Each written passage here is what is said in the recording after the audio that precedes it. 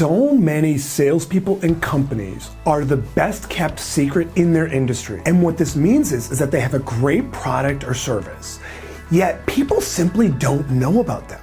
They're not generating enough interest in the marketplace and they don't have enough leads.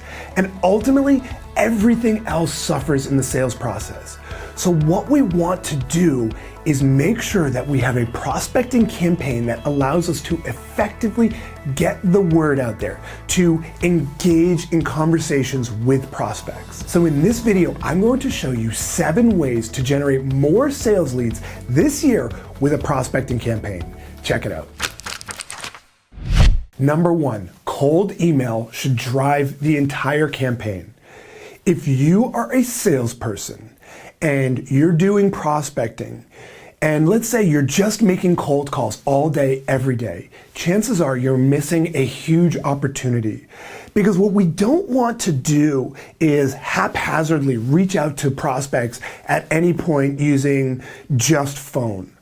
Typically, in today's world of selling, the data is unequivocal about the fact that cold email, sending emails to prospects, is one of the most effective ways to generate interest, to generate meetings. But that's not where we stop.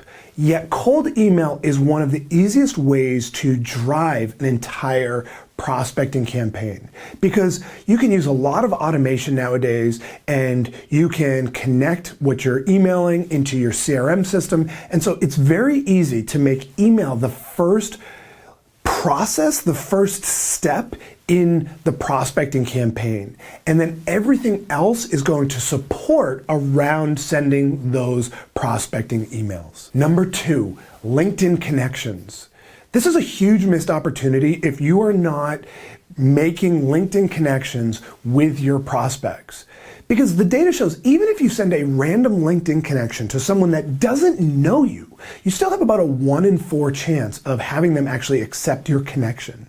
And I'm not talking about just sending out automated LinkedIn connections. I'm talking about using personalized LinkedIn connections after you've sent them the cold emails. So there's a chance that they're actually going to know who you are. And when you combine those two, now they're thinking, oh, okay, this is a real person. This is a human being, and they're reaching out to me. Using those LinkedIn connections and actually making those requests are going to have a synergy with the cold email, where now people are saying, okay, there's a human being here. You know what? I'm going to accept this. Number 3, prospecting calls.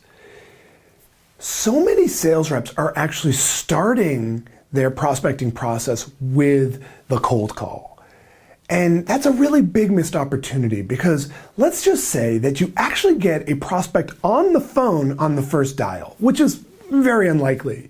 But let's just say you do. If they have no idea who you are, it is going to be very difficult to engage them in a conversation. Now, I'm not saying it's impossible. It works, and you can do that. But it's much more difficult than if you're making a call after you've sent them a couple of emails and you've made that LinkedIn request. And if you actually get them on the phone, now they're much more likely to know who you are. And that just makes the call, instead of a cold call, it makes it a warm call. Really important distinction, and makes your life so much easier. Number 4, voicemail. So many sales reps never leave voicemails, and this is also a lost opportunity. If you're making all of these dials, you might as well every once in a while leave a voicemail. The question is, what are you actually going to say on the voicemail? And I have a number of videos on actually leaving voicemails. You can look that up. But the key idea here is that you want to, for every, let's say, 4 to 6 dials, you want to leave a voicemail. And you want to make it part of what you've been doing, what you've been sending to them along the way. So maybe you've sent them an email offering them something of value. In the voicemail, you're going to leave a concise and very quick voicemail, but something that's reinforcing what you've sent. So it might sound something like, George, Mark Washak here, 617-555-1212. I just sent you an email, blah, blah, blah, and go right into it. So that way there's a purpose for the voicemail. And then at the end of the voicemail, you'll close out with something like, I'll be in the office this afternoon and tomorrow morning. My phone number, 617-555-1212. Look forward to talking. Now you are being concise, you're making it clear what the expectation is, and you're reinforcing what you've already sent them. Now, it's unlikely that they're going to call you back, but if they're starting to see a voicemail in conjunction with an email, in conjunction with calls, they're starting to realize this is someone who's pretty persistent. They're not creepy, but they're persistent, and they're also trying to offer me something of value. Number 5, FedEx package. Now, I don't have a special relationship with FedEx, but I can tell you right now that even the CEO of a large company is very likely to open a FedEx package. It's more expensive, it has a higher perceived value, and ultimately, people are interested in what they actually received, if it's a package, if it's a box.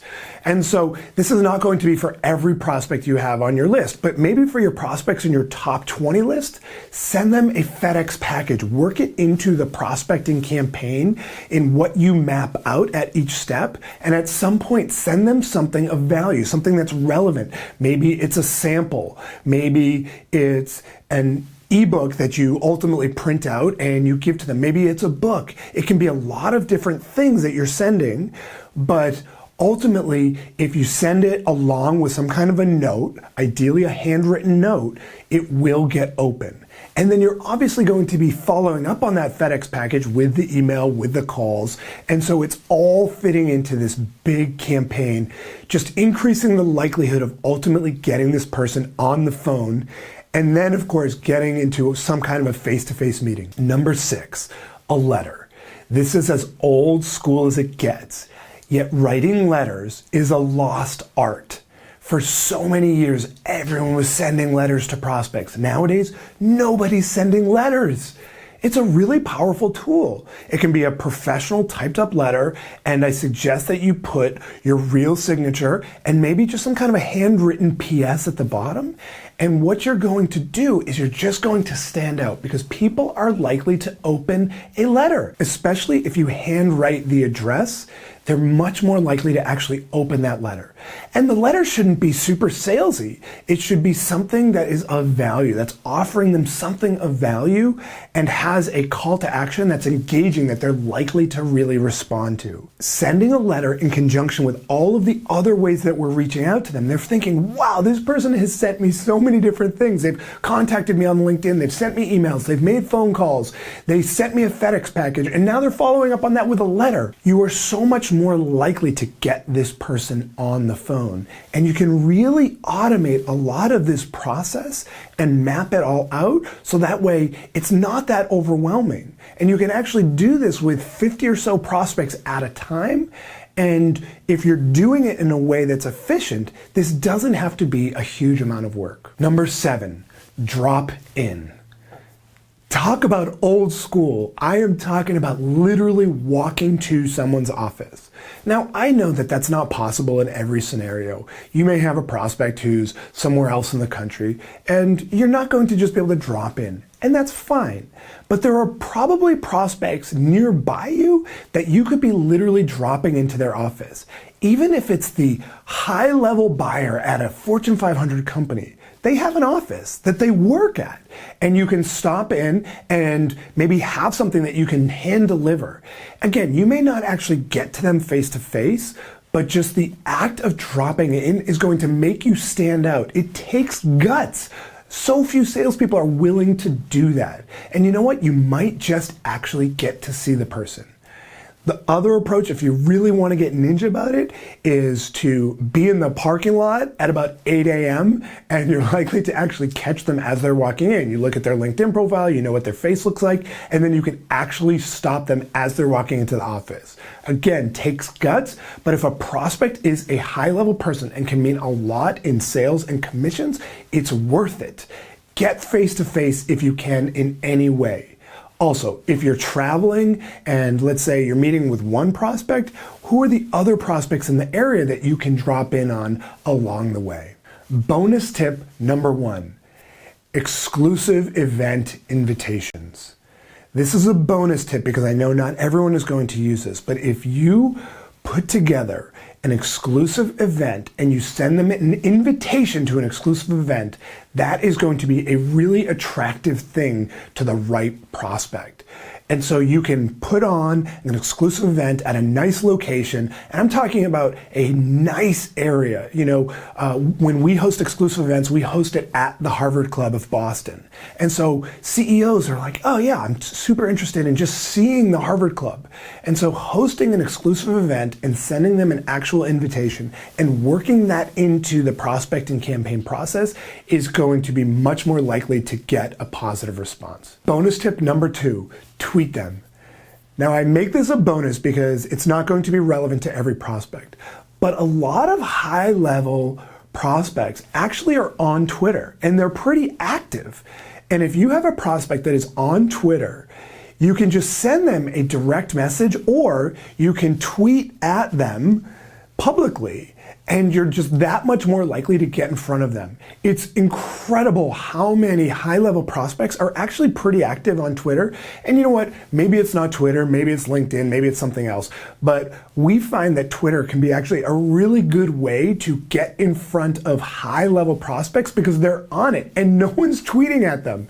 And so you can just use this very simple approach. Don't be salesy about it, but it's just another way to get in front of them. Now, when you combine all of these ideas together, you can see how this is all part of a campaign. So what you want to ultimately do is map all of this out and make sure that you're providing value along the way. So there are the 7 ways to generate more sales leads this year with a prospecting campaign. And if you enjoyed this video, then I have an awesome free training on the data-driven approach to help you crush your sales goals. Just click right here to get registered instantly. Seriously, just click right here.